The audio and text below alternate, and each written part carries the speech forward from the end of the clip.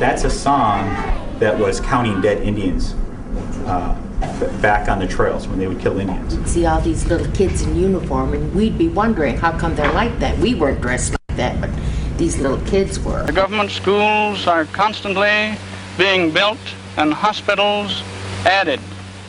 We bring them in, clean them up, and start them on their way to civilization. If I would ask social services and human services audience, how many people know about residential boarding schools? How many people here do? It's a boarding school far, far away, where we get mush and milk 3 times a day.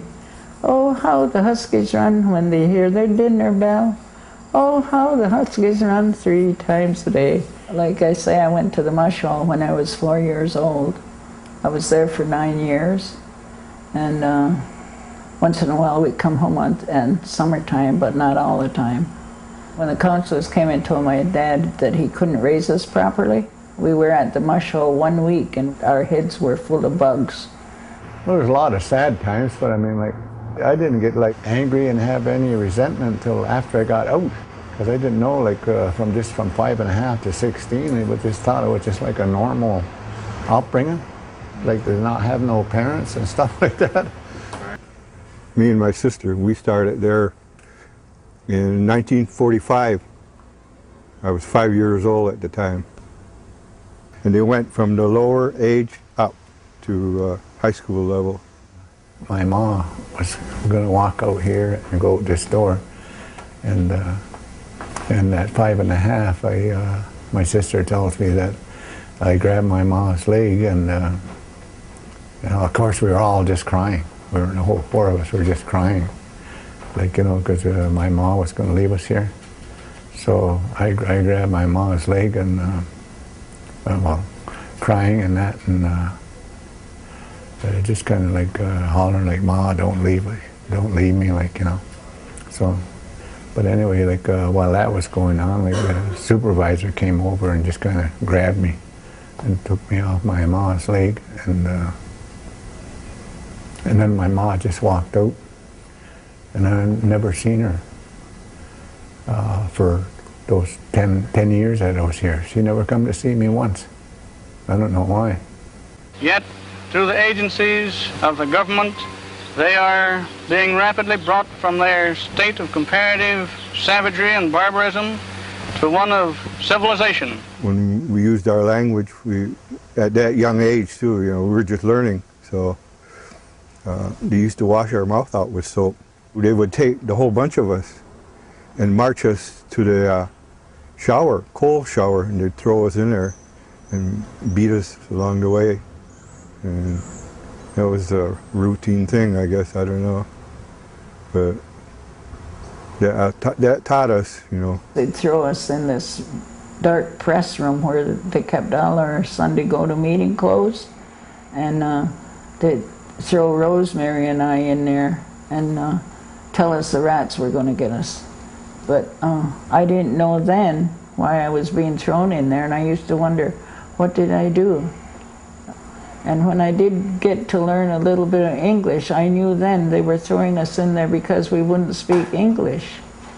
And I must have been stubborn right from the day I was born, because I thought to myself, I'll never speak English either. You want me to speak English? I won't speak English. So I didn't speak at all for 2 whole years. But today they all speak English, and some have taken business courses, home economics, and other higher training.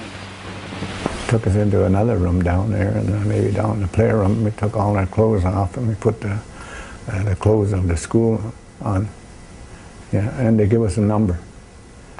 So my number was like 48, and my brother was 36.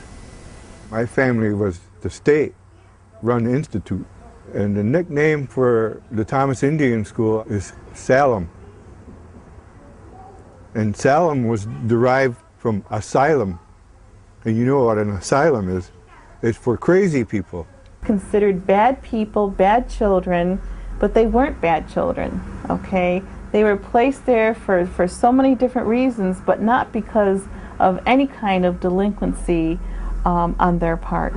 But that is not how they were treated. We went from washing up in the morning, and they marched us to the chow hall where we ate. Everything was routine, just like the military. I talked to some of the men who went there. I would say majority of them went into the military. Military life was easy for them. They knew how to do all the marching, they knew how to line up, they knew how to dress with their uniforms, everything was being exact, making the bed in a military style. They knew all that before they went into the military. But my brother, he ran away after being here about 5 years. They never caught him. So He said that we were really bad and we were born of the devil. And if we told anybody what he was doing, they wouldn't believe us anyway. If you got caught sitting on the ground or holding hands with the boy, you had to go see the doctor. They were all the time checking to make sure that everybody was a virgin. So in the summertime when we went out to work, he would give us a physical. And then when we came back, we'd get the physical. I said, and you better come back with everything that you left. You know, he wanted to know if you had intercourse or not, you know. And I would like to share with you part of my childhood and the effects boarding school has had on me. My father attended the Thomas Indian School. My grandfather went to Carlisle. She was trained to be a domestic. She learned the art of physical punishment. With the harsh punishment, you have a lot of domestic violence. When a child is constantly defending themselves from the rest of the world, they cannot grow emotionally. So it would take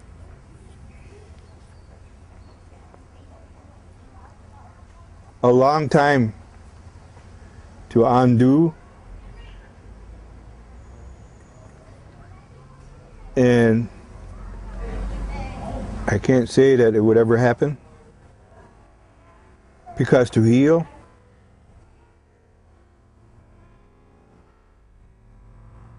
the apology from the government that allowed this to happen, I would say would never apologize. What good would a hollow apology be? That's how I look at it. Hearing what he suffered through was a tough pill to swallow. I mean, he was a 5-year-old boy, a little boy. Imagine your 5-year-old being taken away from you. Or you at 5 years old being taken away from your mother. I mean, how would you feel? I couldn't imagine being taken away from my mom and dad at 5 years old. I would have never let it happen. I would have fought.